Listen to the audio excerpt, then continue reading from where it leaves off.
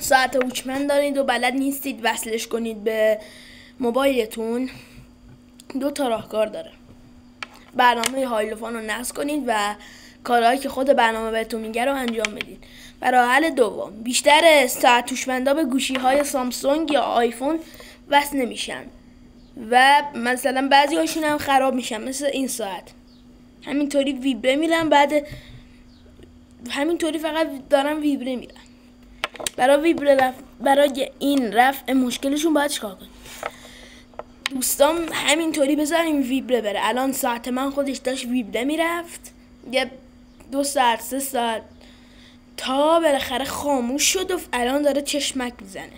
بعد بذاریم ویبره خوردنش تموم بشه، این چشمک زدناش تموم بشه، شارژش که تموم شد 2-3 ساعت بعدش تموم شدن شارژ بزنینش داخل شارژ و دوباره وارد برنامه هایلوفان بشید و کارش انجام بدید.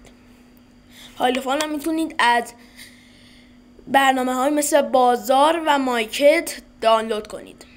تا ویدیوی بعد، خداحافظ.